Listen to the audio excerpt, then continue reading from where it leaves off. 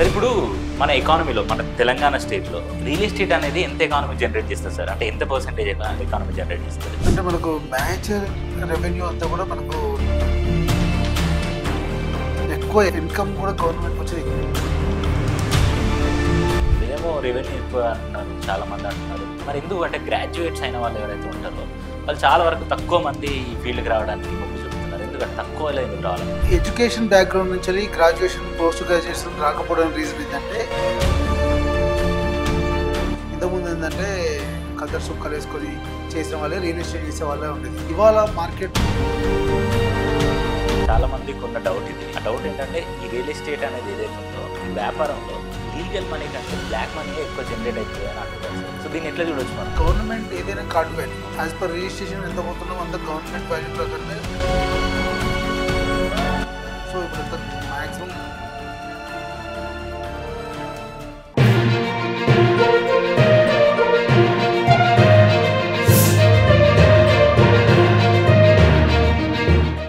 Hi hello నమస్తే, welcome to social post. ఈరోజు మనతో స్టూడియోలో రాజేష్ గారు ఉన్నారు, రియల్ ఎస్టేట్ ఎక్స్పర్ట్. ఇప్పటికీ చాలా వీడియోస్లో మీరు చూసే ఉంటారు మన ఛానల్లో. సో ఇవాళ ఏంటంటే అసలు ఈ రియల్ ఎస్టేట్ అనేది ఎంత ఎకానమీ జనరేట్ చేస్తుంది అండ్ మిడిల్ క్లాస్ వాళ్ళు ఎక్కడ తీసుకుంటే బాగుంటుంది, ఫ్లాట్స్ అవ్వచ్చు లేకపోతే ఈ త్రిబుల్ ఆర్ సైడ్ ఎక్కడ తీసుకుంటే బాగుంటుంది, ఓఆర్ఆర్ సైడ్ ఎలా ఉంది అండ్ వీటన్నిటి గురించి ఏదో పెద్దగా కాకుండా జనరల్గా మీకున్న క్వశ్చన్స్ ఏంటి, మీకున్న డౌట్స్ ఏంటి, వాటి మీద క్లారిటీ తీసుకున్నాం. సో వీడియోని లాస్ట్ వరకు చూడండి. సో ముందుగా రాజేష్ గారికి వెల్కమ్ చెప్తాం. నమస్కారం సార్. నమస్తే. ఎలా ఉన్నారు సార్? బాగున్నా. ఎలా ఉన్నావు? Fine sir, thanks for coming. Sir ఇప్పుడు మన ఎకానమీలో మన తెలంగాణ స్టేట్లో రియల్ ఎస్టేట్ అనేది ఎంత ఎకానమీ జనరేట్ చేస్తుంది సార్? అంటే ఎంత పర్సెంటేజ్ ఎకానమీ జనరేట్ చేస్తుంది? అంటే మనకు మేజర్ రెవెన్యూ అంతా కూడా మనకు రియల్ ఎస్టేట్ నుంచే వస్తుంది. ఓకే. ఎందుకంటే రెవెన్యూలో ఉన్నటువంటి సెక్టార్స్ వైజ్ చూసినట్టయితే మనము సార్ మాక్సిమం ఇన్కమ్ మనం రెవెన్యూ ప్రతిసారి జనరేట్ చేయడం జరుగుతుంది. ఎక్కువ ఇన్కమ్ కూడా గవర్నమెంట్కి వచ్చేది ఇక్కడి నుంచే. సో దానివల్ల ఏమవుతుందంటే మనకు ఏ స్టేట్ ఇన్కమ్ అయినా కూడా మేజర్ రెవెన్యూ రియల్ ఎస్టేట్ నుంచే వస్తుంది. సో ఇక్కడ ఎంప్లాయ్మెంట్ ఎక్కువ, రెవెన్యూ ఎక్కువ, పోర్ట్ఫోలియోస్ కూడా ఎక్కువగా ఉంటాయి కాబట్టి ఛాన్సెస్ ఎక్కువగా ఉంటాయి ఇక్కడ. మీరేమో రెవెన్యూ ఎక్కువ అంటున్నారు, చాలా మంది అంటున్నారు. మరి ఎందుకు అంటే గ్రాడ్యుయేట్స్ అయిన వాళ్ళు ఎవరైతే ఉంటారో వాళ్ళు చాలా వరకు తక్కువ మంది ఈ ఫీల్డ్కి రావడానికి మొగ్గు చూపుతున్నారు. ఎందుకంటే తక్కువలో ఎందుకు రావాలనుకున్నారు? అంటే ఎడ్యుకేషన్ బ్యాక్గ్రౌండ్ నుంచి గ్రాడ్యుయేషన్ పోస్ట్ గ్రాడ్యుయేషన్ రాకపోవడానికి రీజన్ ఏంటంటే ఈ రియల్ ఎస్టేట్ అనేది ఇంతకు ముందు ఏంటంటే అన్ఆర్గనైజ్డ్ గా ఉండేది. ఇది ఒక ఆర్గనైజ్డ్ సెక్టర్, ఇది ఒక వైట్ కలర్ ఎంప్లాయీ లా ఉండేది కాదు. ఇంతకుముందు ఏంటంటే మన వైట్ కలర్ ఎంప్లాయీ కాకుండా ఏంటంటే మనం కదర్ సుక్కలు వేసుకొని చేసిన వాళ్ళే రియల్ ఎస్టేట్ చేసే వాళ్ళే ఉండేది. ఇవాళ మార్కెట్ ట్రెండ్ మారింది. ఇవాళ ప్రతి రియల్ ఎస్టేట్ కంపెనీ కూడా కార్పొరేట్ లెవెల్లో ఆర్గనైజేషన్ పద్ధతిలో ఆర్గనైజర్గా రియల్ ఎస్టేట్ నడిపిస్తున్నారు. దీంట్లో కంప్లీట్ వైట్ కలర్ ఎంప్లాయీని జనరేట్ చేయడం కోసము maximum graduates post graduates work చేస్తున్నారు ఇక్కడ. సో ఎవరైతే గ్రాడ్యుయేషన్ కాకుండా ఎడ్యుకేషన్తో సంబంధం లేకుండా చేసేటువంటి వృత్తి ఇది అయినప్పటికీ కూడా ఇందులో గ్రాడ్యుయేషన్లు పోస్ట్ గ్రాడ్యుయేషన్లు లేదు, వేరే ఇతర ప్రొఫెషనల్స్ కూడా ఇక్కడ వర్క్ ఉన్నారు. బట్ ఏంటంటే ఇంతకుముందు అన్ఆర్గనైజ్డ్ సెక్టర్ కాబట్టి ఇక్కడికి రాలేదు. ఇప్పుడు ఇది ఆర్గనైజ్డ్ సెక్టర్గా మారిపోయింది. ఇందులో డిఫరెంట్ కేటగిరీస్ వచ్చినాయి, ఇందులో డిఫరెంట్ సెగ్మెంట్స్ వచ్చాయి. సో ఇవాళ చాలా మంది చదువుకున్న వాళ్ళు ఇక్కడ వర్క్ చేస్తున్నారు. ఎందుకంటే ఇవాళ ఇన్వెస్టర్స్ కూడా చాలా చదువుకున్న వాళ్ళే ఉన్నారు. డెఫినెట్గా ఇక్కడ అవకాశం ఎక్కువ ఉంది. ఉన్న వాళ్ళు కూడా వాళ్ళు ఉన్నారు, వీళ్ళు ఉన్నారు. Okay sir. And one more thing ఏంటంటే చాలా మందికి ఉన్న డౌట్ ఇది. ఆ డౌట్ ఏంటంటే ఈ రియల్ ఎస్టేట్ అనేది ఏదైతే ఉందో ఈ వ్యాపారంలో లీగల్ మనీ కంటే బ్లాక్ మనీ ఎక్కువ జనరేట్ అవుతుంది అని అంటున్నారు సార్. సో దీన్ని ఎట్లా చూడొచ్చు మనం? అంటే గవర్నమెంట్ ఏదైనా card value as per registration ఎంత పోతున్నామో అంత గవర్నమెంట్ వాల్యూ ప్రకారమే చేస్తుంటాము. రెండు ఉంటాయి. బట్ ఏంటంటే మాక్సిమం వైట్ ఎక్కువ నడుస్తుంది ఇప్పుడు, ఎందుకంటే ఇవన్నీ సిస్టమ్ అంతా మారింది. సో ఇప్పుడు అంతా మాక్సిమం వైట్ లోనే నడుస్తుంది అంతా కూడా. అంటే మరి ఎందుకంటే వీళ్ళు ఎందుకు ఇట్లా జరుగుతుంది? అంటే ఇదంతా అన్ఆర్గనైజ్డ్ గా ఉన్నప్పటి విషయాలు ఇవంతా కూడా ఇవాళ కంప్లీట్ ఆర్గనైజ్డ్ గా మారిపోయింది. ఎవ్రీథింగ్ చేంజ్ అయిపోయింది. మీరు ఈ మధ్యకాలంలో ఎప్పుడైనా ఏటీఎంలోకి వెళ్ళి అమౌంట్ విత్డ్రా చేయగలుగుతున్నారా? లేదు. ఈవెన్ టీ అయినా కూడా మనం 10 రూపీస్ ట్రాన్స్ఫర్ చేస్తున్నాం ఫోన్ పే, గూగుల్ పే ద్వారా. సో ప్రతిదీ వైట్ కిందకి కన్వర్ట్ అవుతున్నాం మనం, సైడ్ అవుతున్నాం మనం మెల్లమెల్లగా. సో ఇవాళ బ్లాక్ అనేది లేకుండా పోతుంది మార్కెట్లో, కంప్లీట్ వైట్ గానే పోతుంది. ఇంకోటి ఏంటంటే రెవెన్యూలో ఏ ప్రాపర్టీ తీసుకున్నా కూడా దానికి సర్టన్ వాల్యూ అని ఉంటుంది. ఆ వాల్యూ కంపల్సరీ వైట్ రూపంగా ఐదర్ డీడీఆ, చెక్, ట్రాన్స్ఫరా, ఆర్టీజీఎస్, నిఫ్టా ఏదో త్రూ ఆన్లైన్ ద్వారా వైట్ రూపంగానే మనం డబ్బులు చెల్లించాల్సిన అవసరం ఉంది ఇవాళ. సో బ్లాక్ ఇస్తే యాక్సెప్ట్ చేసే అవకాశం లేదు. అండ్ వన్ మోర్ థింగ్ ఏంటంటే మనం ఎప్పుడైతే ల్యాండ్ తీసుకున్నప్పుడు లేకపోతే అమ్మినప్పుడు డాక్యుమెంట్ మీద ఏదైతే ప్రైస్ ఉంటుందో ఆ ప్రైజ్ అనేది జస్ట్ ఆ డాక్యుమెంట్ వరకే పరిమితం, మిగతా అంతా వేరే ఉంటుంది డబ్బుల విషయంలో అంటారు. దీన్ని ఎలా అవును. చూడొచ్చు? 2 వాల్యూస్ ఉంటాయి. ఒకటి గవర్నమెంట్ వాల్యూ ఉంటది. ఒకటి ప్రెజెంట్ మార్కెట్స్ ట్రెండ్ వాల్యూ ఉంటుంది. సో 2 డిఫరెంట్‌గా ఉంటాయి కాబట్టి దాని వైట్‌లో మిగతాది ఎలా అనేది యాస్ పర్ మనం టేబుల్ సిట్టింగ్‌లో కూర్చున్నప్పుడు మాట్లాడేది అదంతా కూడా. Yes sir. ఈ బ్రోకర్ వ్యవస్థ అనేది ఎట్లా నడుస్తుంది సార్ ఈ రియల్ ఎస్టేట్‌లో అసలు? ఇప్పుడున్న సిట్యుయేషన్‌లో బ్రోకర్ వ్యవస్థ లేదు. ఓకే. ఇప్పుడు బ్రోకర్ వ్యవస్థ మొత్తం నశించిపోయింది. ఆ! ఇవాళ అందరూ కూడా ఆర్గనైజ్డ్ సెక్టర్‌గా ఉన్న తర్వాత ఏందంటే, ప్రతి కంపెనీ కూడా ఎంప్లాయీని రిక్రూట్ చేసుకొని ప్రాపర్టీ కన్సల్టెంట్, ప్రాపర్టీ అడ్వైజర్స్‌ని రియల్ ఎస్టేట్ ఏజెంట్స్ ద్వారా మాత్రమే మార్కెట్ చేస్తుంది. Yes sir. వీటి ద్వారా ఏంటంటే ప్రాపర్‌గా వాళ్ళు ఒక సరైన ట్రైనింగ్ ఇస్తున్నారు. వాళ్ళ ప్రాపర్టీ ఎక్కడుందో దానికి సంబంధించినటువంటి ఇన్ఫర్మేషను, దానికి సంబంధించిన లీగాలిటీ డాక్యుమెంటు ప్రతిదీ ఏజెంట్‌కి గాని, ఆ ప్రాపర్టీ అడ్వైజర్ కానీ, కన్సల్టెంట్‌కి గాని, ఆ ప్రాపర్టీ మేనేజర్‌కి దగ్గర ఉంటుంది.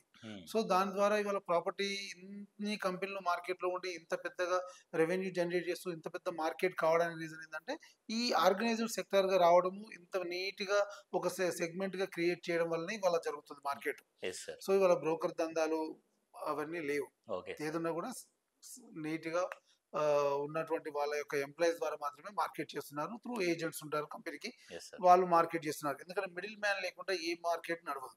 అవును. ఎందుకంటే మిడిల్ మ్యానే మెసెంజర్ ఇక్కడ. అవును. అటు కస్టమర్‌కి గాని, ఇటు కంపెనీకి గాని ఎవరికైనా కూడా మిడిల్ మ్యాన్ ఉంటేనే ఏ బిజినెస్ గాని నడుస్తుంది. ఎందుకంటే ప్రతి ఇన్ఫర్మేషన్ కూడా మిడిల్ మ్యాన్ ద్వారానే వెళ్ళాలి. క్లయింట్ ఉంటాడు. ప్రతిసారి కంపెనీ చైర్మన్‌కో, ఎండీకో ఎవరికో ఫోన్ చేయలేరు కదా! సో వాళ్ళు ఏదైనా వర్క్‌లో బిజీగా ఉన్నప్పుడు తనకి కమ్యూనికేట్ చేయలేరు కదా! సో మిడిల్ మ్యాన్ ఉంటేనే మిడిల్ మ్యాన్‌కు అక్కడ ఉన్నటువంటి కంపెనీలో ఎవరో ఒకరు ఉంటారు కాబట్టి మెసెంజర్‌లా ఉంటాడు ఇక్కడ. అవును. ప్రతి ఇన్ఫర్మేషన్ ఇవ్వడానికి మీకు ఏదైనా రేపు గుడ్ ఆర్ బ్యాడ్ ఏదైనా కూడా తను మిడిల్ మ్యాన్ చూసుకుంటాడు. అవును. సో ఏజెంట్ ద్వారా ప్రాపర్టీ, కన్సల్టెంట్ ద్వారా ప్రాపర్టీ తీసుకోవడమే మంచిది ఎప్పుడు కూడా. Okay sir. సార్ నేను చూసినట్టయితే అంటే కొద్ది కాలం కింద నుంచి ఇప్పటివరకు చూస్తున్నట్టయితే సినిమా యాక్టర్లు అవ్వచ్చు, లేకపోతే బిజినెస్ మ్యాన్ అవ్వచ్చు, డాక్టర్స్ అవ్వచ్చు, ఎవరైనా సరే వాళ్ళ వృత్తి చేసుకుంటూ అందరూ మళ్ళీ సెకండ్ ఇన్‌కమ్ అవ్వచ్చు ఏదైనా రియల్ ఎస్టేట్ ఇన్వెస్ట్‌మెంట్ వైపే వస్తున్నారు. అవును. అసలు ఎందుకు రియల్ ఎస్టేట్ అంతగానో ఏం అట్రాక్ట్ చేస్తుంది అసలు ఏముంది దాంట్లో? మనం ఎప్పుడైనా మనం అమ్మే ప్రొడక్ట్‌ని బట్టి మన ఇన్‌కమ్ ఉంటది. హుహు. హ్మ్. మన ప్రొడక్ట్ బట్టి ఇన్‌కమ్ ఉంటది. ఓకే అండి. మనము గోల్డ్‌ని గ్రామ్స్‌లో కొలుస్తాం. అవును. మిగతా ఐటెమ్స్ కేజీలలో కొలుస్తాం. సో డిఫరెన్స్ ఏంటి ఇక్కడ? హ్మ్. ఆ ప్రొడక్ట్ యొక్క వాల్యూ. అవును. రియల్ ఎస్టేట్ కూడా అంతే. భూమి యొక్క వాల్యూ. భూమి యొక్క వాల్యూ ఎప్పుడు పెరుగుతూనే ఉంటది కానీ తగ్గదు. ఎక్స్‌పైరీ లేని ప్రొడక్ట్ భూమి అనేది. ఓకే. సో ఎప్పుడు పెరిగే అవకాశం ఉంటది. ఇవాళ జనాభా వృద్ధి పెరుగుతూ ఉంది. అవును. మనం 10 ఇయర్స్ క్రితం 1.2 క్రోర్స్, 1.10 క్రోర్స్ ఉన్నది. వాళ్ళు 1.7 క్రోర్స్ 7. క్రాస్ అయినాం. సో 47 క్రోర్స్ పెరిగాం మనం. అవును. సో భూమి పెరగలే కదా!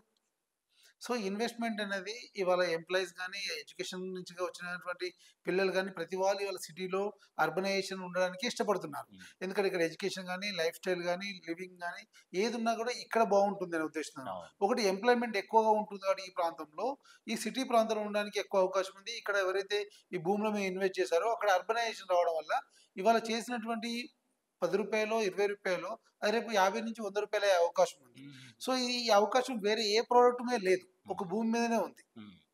సో ఇవాళ పొలిటీషియన్స్ గాని, ఫిల్మ్ స్టార్స్ గాని, బిజినెస్ మ్యాన్స్ గాని ఎవరైనా వాళ్ళు most of the investment 50-60% investments భూమి మీదనే ఉంటాయి. రిమైనింగ్ 40% డిఫరెంట్ సెగ్మెంట్‌లో ఉన్నప్పటికి కూడా మాక్సిమం రేషియో భూమి మీదనే ఉంటది వాళ్ళకి. Yes sir. మాక్సిమం రేషియో భూమి మీద ఉంటది. ఎందుకంటే భూమి మీద వచ్చేటువంటి ప్రాఫిట్ అలాంటిది. ఓకే. ఎందుకంటే every day, every month, every year appreciation ఉంటది తప్ప డిప్రిషియేషన్ ఉండదు. సో ఏదన్నా కొద్ది సందర్భాలలో స్టాగ్నిటీ ఉండొచ్చు గానీ, స్తబ్దత ఉండొచ్చు గానీ భూమికి పడిపోయే అవకాశం లేదు. ఎందుకంటే మనము 2009 నుంచి 2004 వరకు తెలంగాణ ఎజిటేషన్ చూసాం. ఆ టైంలోనే భూముల రేట్లు పడిపోలేదు. 2014లో తెలంగాణ, ఆంధ్ర బైఫర్కేషన్ తర్వాత 2 స్టేట్‌లు బైఫర్కేషన్ అయిన తర్వాత కూడా భూమి రేట్లు పడిపోలేదు.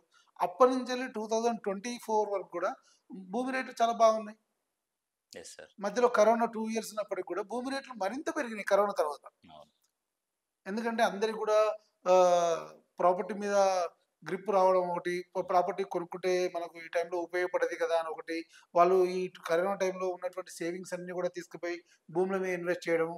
సో వాళ్ళు పెట్టిన ప్రతి రూపాయికి రూపాయి కలిసొచ్చింది ఇక్కడ. Yes sir. సో ఇప్పుడున్న ఈ సందర్భంలో కొంచెం ఈ ఎలక్షన్ ఇయర్ కాబట్టి ఇది ఇప్పుడు కొద్దిగా స్తబ్దత ఉంది. ఈ తర్వాత మళ్ళీ ఆటోమేటిక్గా మార్కెట్ స్తబ్దత నుంచి మళ్ళీ పుంజుకుంటుంది, ఎప్పట్లానే మార్కెట్ మూమెంట్లోకి వచ్చేస్తుంది.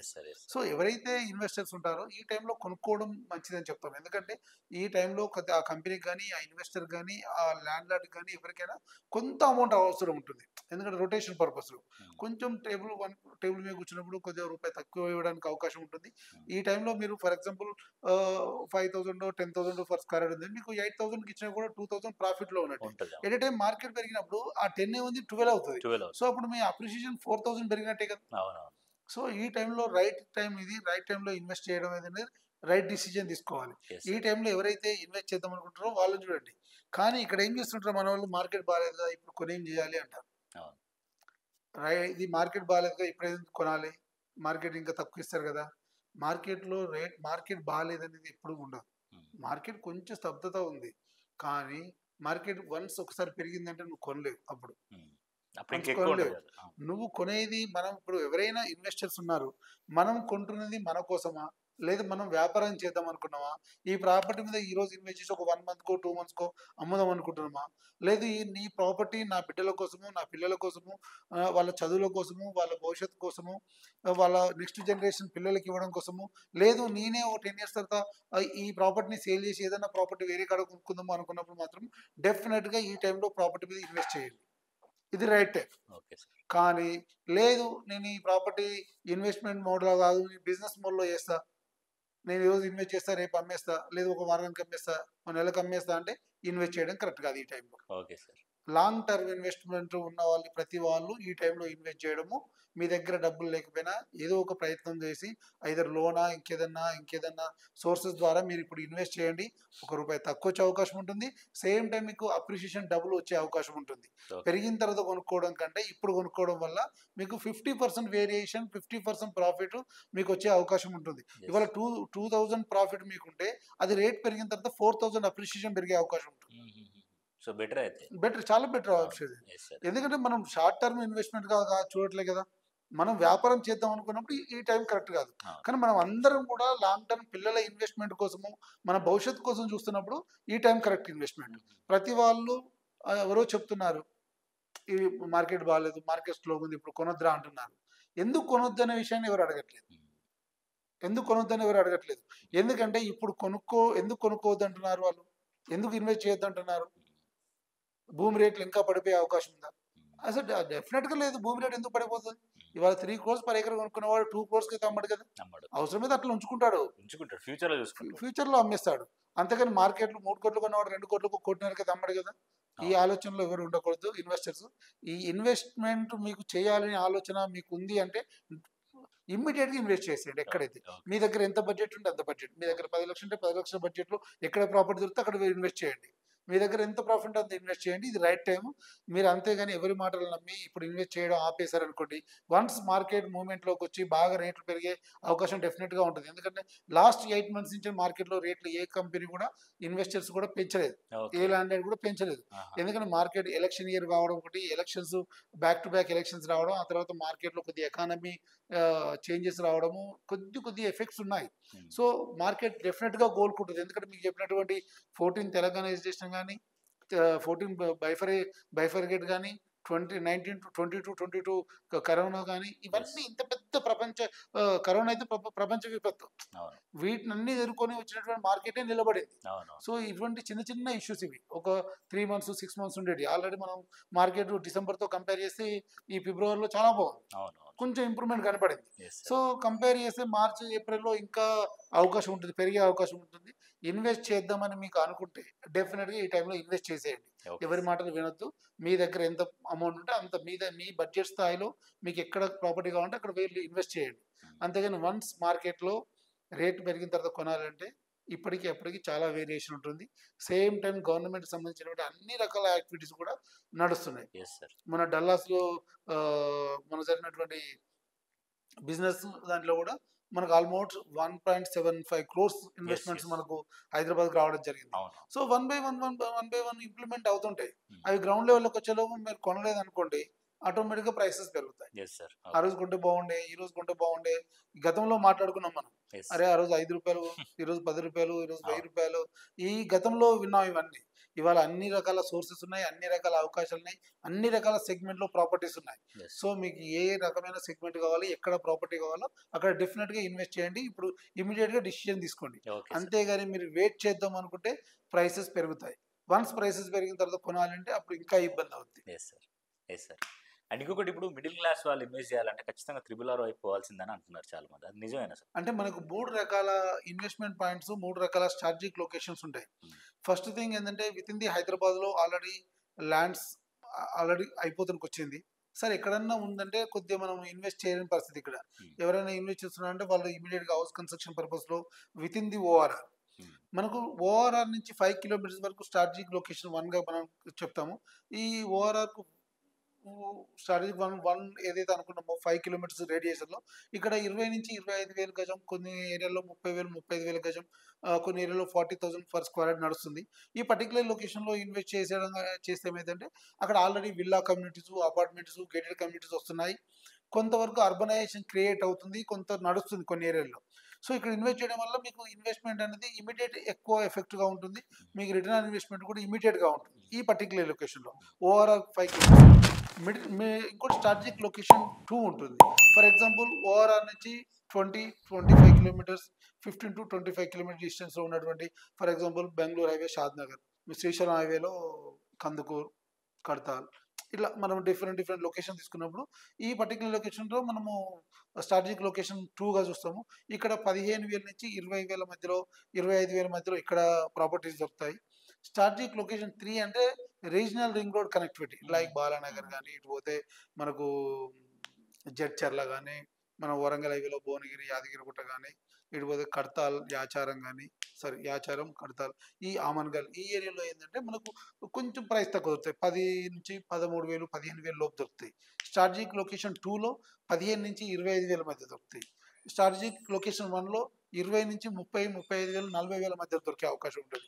సో ఇక్కడ ఇన్వెస్ట్మెంట్ అనేది మనం ఎంత ఇన్వెస్ట్ చేయగలుగుతున్నాం, మన దగ్గర బడ్జెట్ అనేది క్రైటీరియా ఇక్కడ. సో ఈ 3 లొకేషన్ ఎక్కడ ఇన్వెస్ట్ చేసినా కూడా పెరిగే అవకాశం ఉంది డెఫినెట్గా. ఎందుకంటే ఇలా ఔటర్ రింగ్ రోడ్ తర్వాత ఇప్పుడు వచ్చేది regional ring road. Regional ring road కూడా ఆల్రెడీ మనకు శాంక్షన్స్ అవుతున్నాయి, బడ్జెట్ అలొకేషన్స్ అవుతున్నాయి, మార్కింగ్ ఆల్రెడీ కంప్లీట్ అయిపోయింది. మేబీ ఈ టెండరింగ్ కూడా ఛాన్సెస్ ఉంది. ఆల్రెడీ మనకు నార్త్ హైదరాబాద్లో భారత్మాల ప్రాజెక్ట్ కింద ఆల్రెడీ మనం ముంబై హైవే నుంచి విజయవాడ హైవే వరకు భారత్మాల ప్రాజెక్ట్ కింద central government already work start అయిపోతుంది. మనకు నెక్స్ట్ విజయవాడ హైవే నుంచి మళ్ళీ ముంబై హైవే కనెక్ట్ వరకు సౌత్ పార్ట్ అయితే కూడా ఆల్రెడీ నోటిఫికేషన్ అవుతుంది, మార్కింగ్ అయిపోయింది, నోటిఫికేషన్ కూడా అవుతుంది. మొన్న రీసెంట్ కూడా బడ్జెట్ అలొకేషన్ కూడా అయిపోయింది. సో వన్స్ రోడ్ స్టార్ట్ అయిపోయి పెరిగింది అంటే డెఫినెట్గా ప్రైసెస్ పెరుగుతాయి. అప్పుడు ఇన్వెస్ట్ చేద్దామని ఇప్పుడున్న ప్రైస్తో కంపేర్ చేస్తే డబుల్ అయ్యే అవకాశం ఉంటుంది. సో ఇప్పుడు ఇన్వెస్ట్ చేయడం వల్ల ఏంటంటే ఏదున్నా జీరో స్థాయిలో ఇన్వెస్ట్ చేస్తేనే వాటి ఫ్రూట్స్ అనేది మనం చేయగలుగుతాం, ఇన్వెస్ట్మెంట్ అనేది ఎంజాయ్ చేయగలుగుతాం. ఇవాళ మనము ఇవాళ 10,000 గజం కొనుక్కున్నాం అనేది 15,000 గజం అవుతుంది. సో 5,000 గ్యాప్ అనేది మీరు లాస్ అయినట్టే. ఇదే 10,000 ఇవాళ మీరు ఇన్వెస్ట్ చేసి ఉంటే ఆ 5,000 అనేది రేపు మీ profit. Okay sir, thank you sir.